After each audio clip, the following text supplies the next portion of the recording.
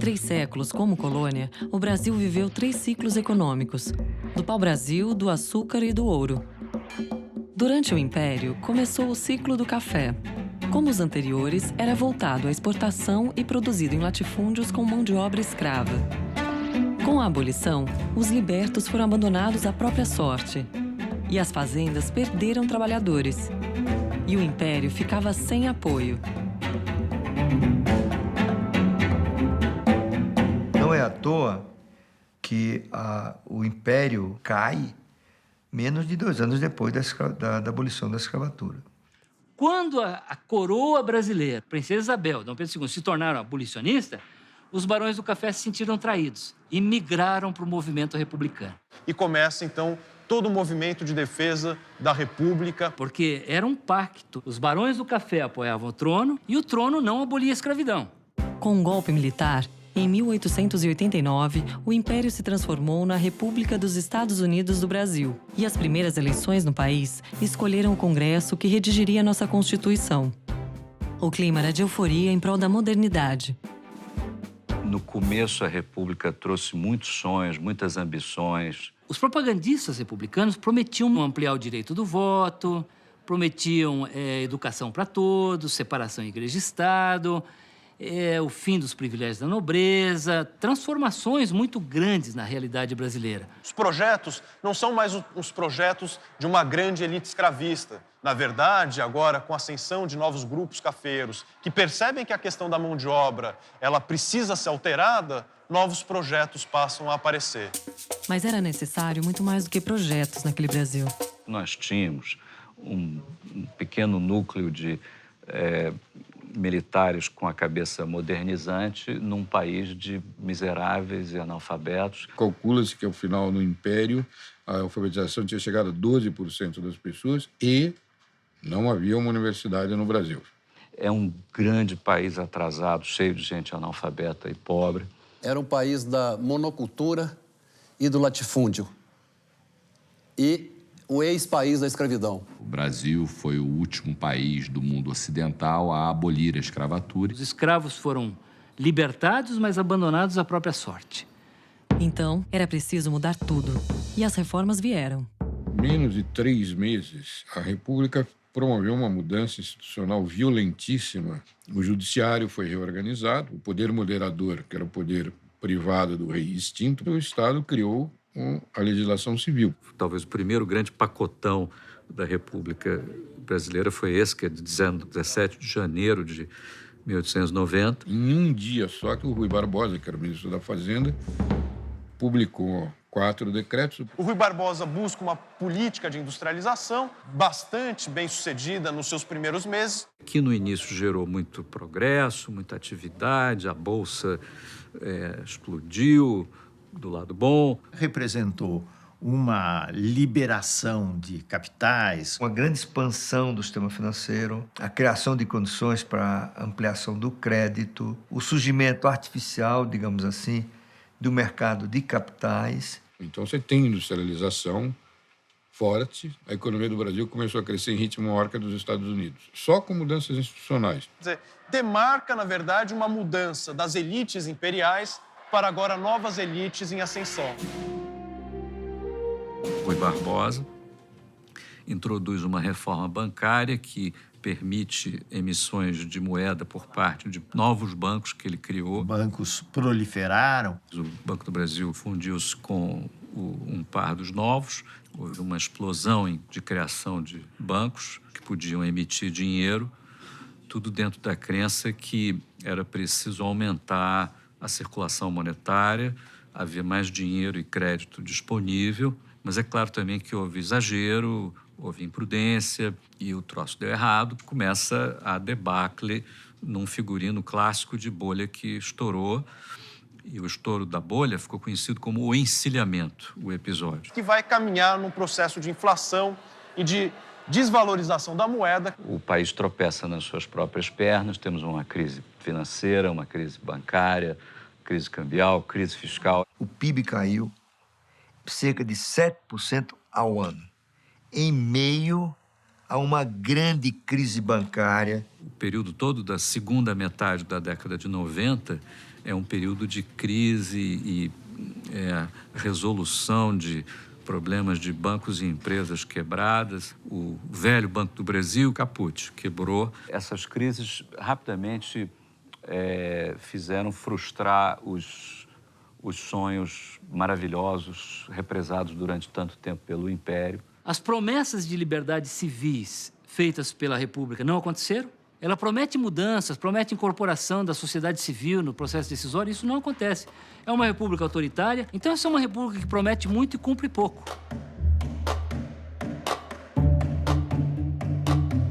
O Brasil, ele optou pela desigualdade, ele escolheu a desigualdade. Um país que já tinha uma desigualdade brutal porque vinha da escravidão, tomou decisões que não eram nada no sentido oposto de diminuir a desigualdade, muito pelo contrário. Não houve mudança significativa no regime de concentração da propriedade. O Brasil não fez a reforma agrária na época que a gente devia fazer. Ao final de um processo de 300 anos de escravidão, ele não ouviu nenhum dos conselheiros da República que disseram: vamos educar, vamos dar educação aos filhos dos escravos. Então o analfabetismo continuou, tão grande quanto era no Império. É um país populoso, mas de uma mão de obra, de uma educação, nível de educação péssimo. Agricultura de baixa produtividade e não tinha indústria. Em quase todo o território nacional, eram pequenos grupos que dominavam a economia. E quando o poder volta às mãos dos civis, a chamada política do café com leite, são os mesmos fazendeiros, os antigos barões do café, que mandavam na monarquia, que passam a mandar na República. Nessa evolução do café com leite, Minas e São Paulo, Que as elites cafeicultoras assumem o comando da política econômica é quase que o controle do projeto de país para o futuro. Então, o problema com a falta de mão de obra começa a ser solucionado.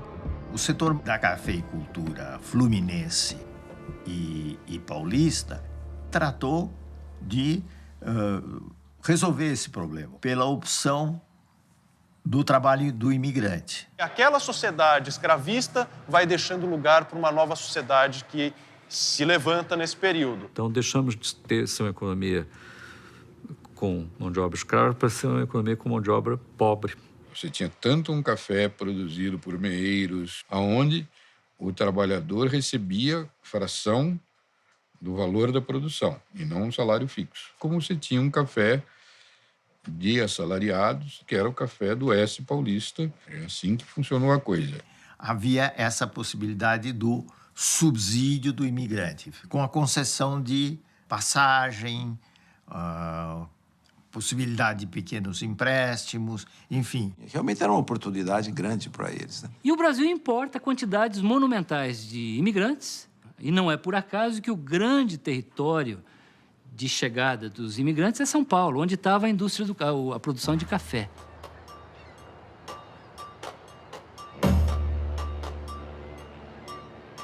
O impacto dos imigrantes para o desenvolvimento da economia foi muito grande, porque Todos vinham com algum dinheiro, com alguma economia. conseguiram, ao longo do tempo, obter terras. Isso foi no fim do século XIX. Foi quando meu bisavô veio também da Itália para cá. Todo o interior de São Paulo, nessa época, tem um crescimento muito grande. Sem sombra de dúvida, a qualificação no trabalho da mão de obra dos imigrantes era muito superior ao dos escravos, né? A economia começou a ficar mais eficiente, né? Uma grande maioria dos que puderam sair do campo para as cidades em formação trataram de fazer isso. A gente também, com iniciativa, ele começa a ver oportunidades em que os outros não vinham. E se transformar em comerciantes, em trabalhadores, e depois de industriais nas cidades. No início do século XX, as cidades brasileiras se modernizavam. Surgiam bondes, carros particulares e até os primeiros aviões. Além disso, a economia estava mais ajustada. O Joaquim Murtinho fez talvez o primeiro grande plano de estabilização da economia que arrumou, vamos dizer, essa confusão toda que foi criada nos primeiros anos da República. O Brasil já vinha realizando um lento processo de industrialização. Especialmente no estado de São Paulo, boa parte dela associada à riqueza gerada pelo café. Como o café estava se desenvolvendo muito, né, surgiu um mercado interno importante aqui em São Paulo e no Brasil, e graças a isso, então, foi possível se começar a industrializar o Brasil. Ainda assim, era o café que mandava no país. O café era o rei da economia, era o campeão de geração de renda. E mais do que isso, a renda que possibilitaria as importações brasileiras.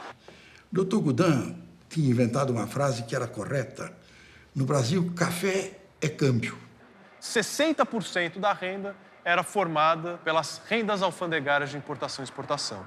Isso quer dizer que a exportação ela é fundamental porque ela gera divisas que não gastas pelo Estado ou nas importações de produtos ou no próprio financiamento do Estado. Por isso, busca-se, ao longo da Primeira República, justamente garantir que o café permaneça com um papel importante no mercado exterior.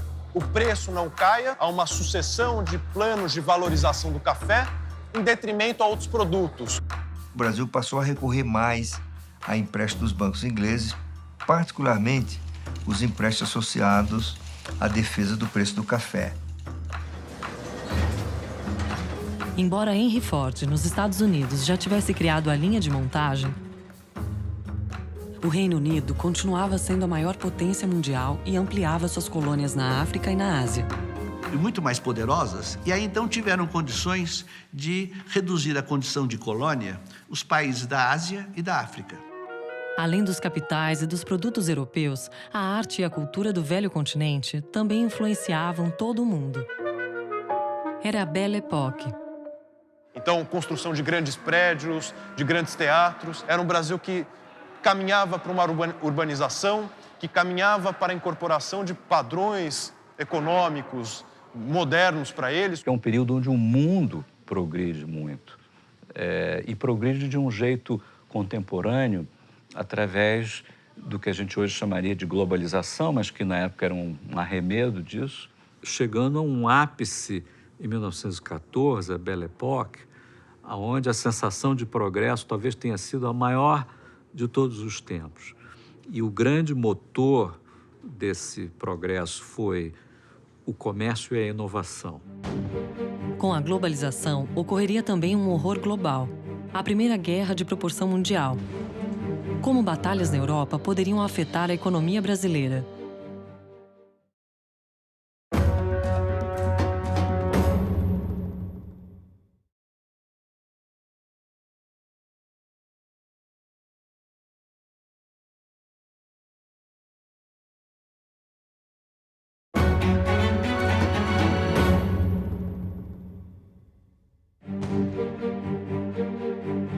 A Primeira Guerra Mundial ocorreu, como se sabe, entre 1914 e 1918. A Primeira Guerra realmente mundial interrompeu o fluxo de mercadorias importantes para o Brasil.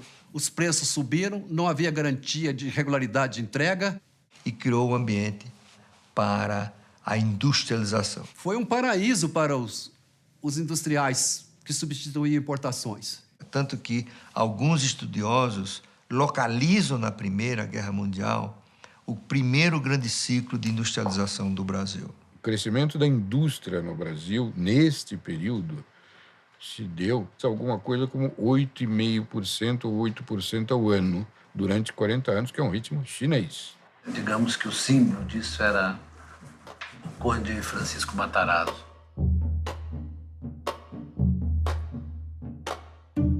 Era uma época em que o Brasil importava até arroz e banha de porco.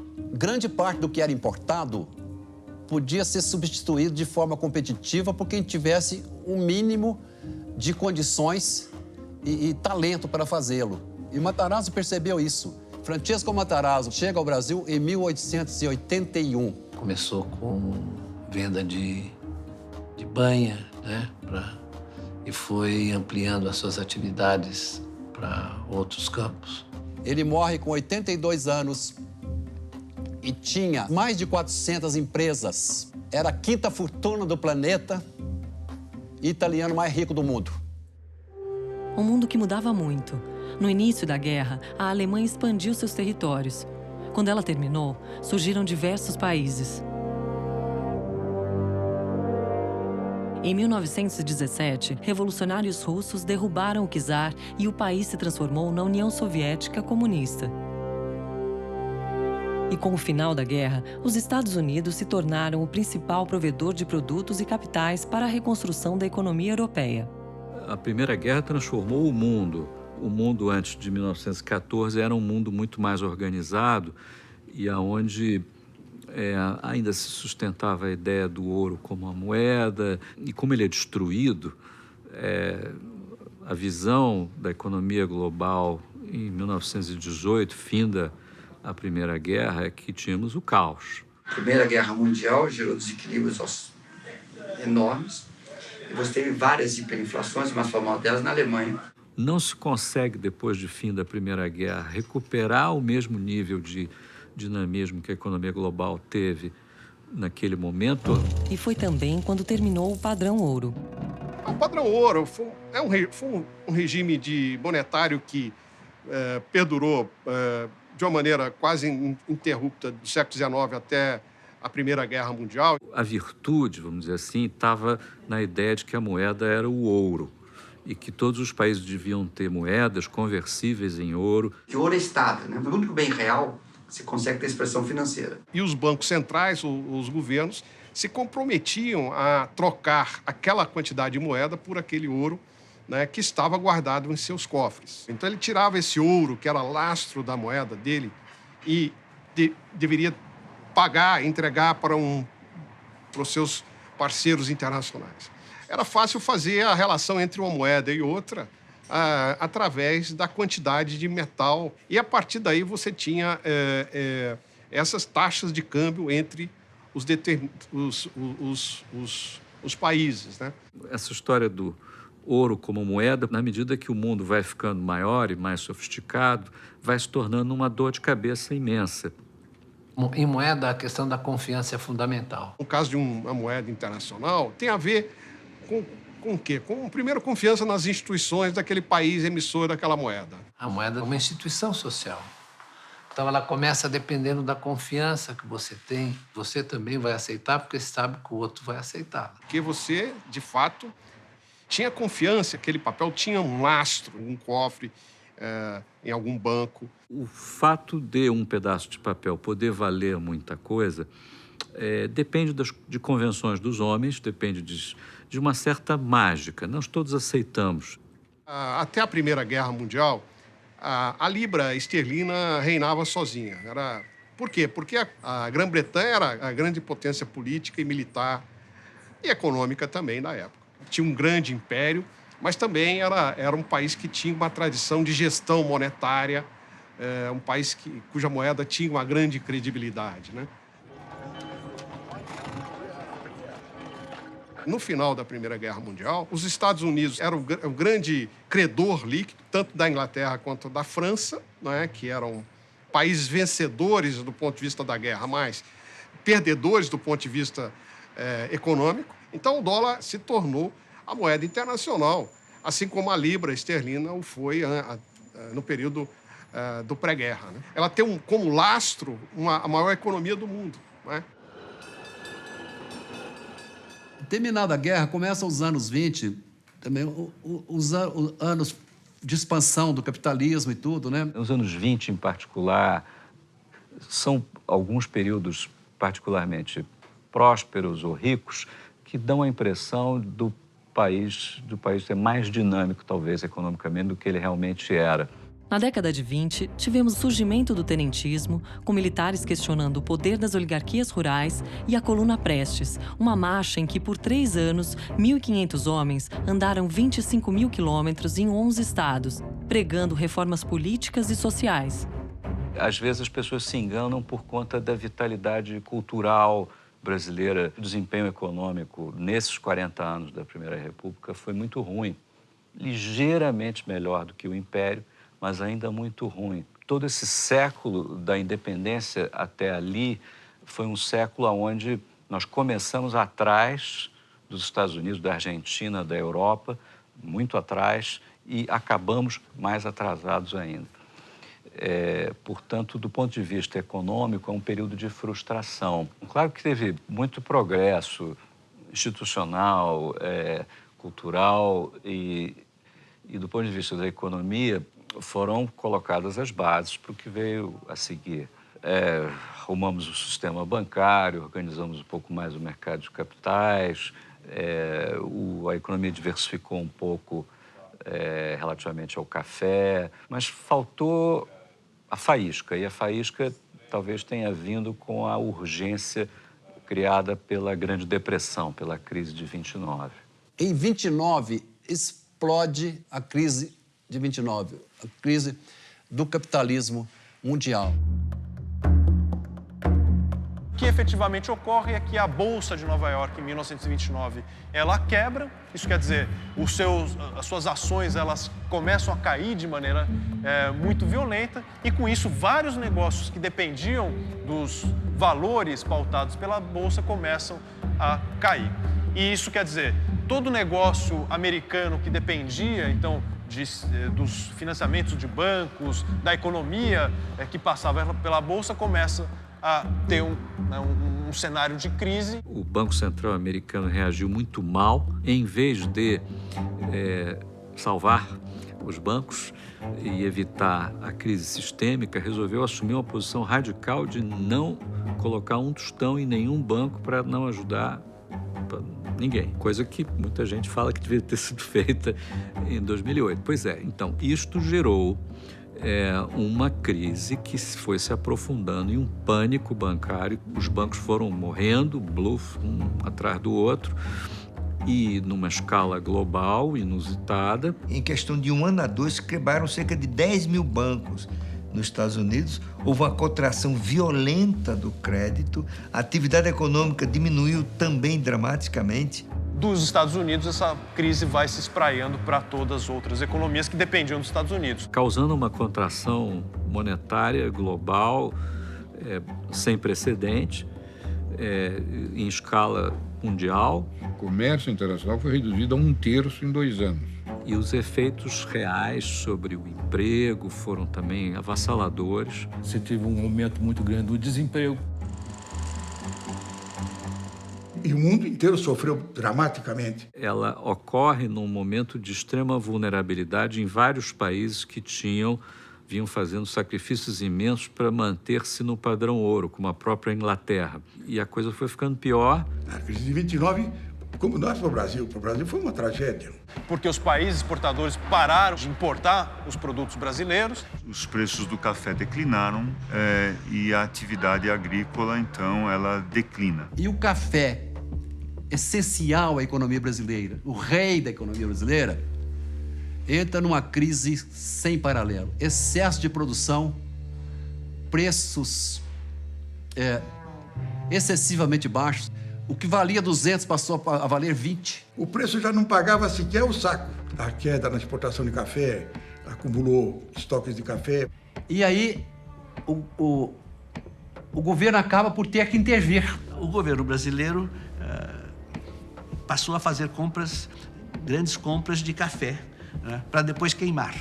Porque enterrado ele destruía a terra. Você tinha que queimamos 40 milhões de sacas de café. Então, a crise do café, ela secou o balanço de pagamento, porque a receita de divisas caiu brutalmente.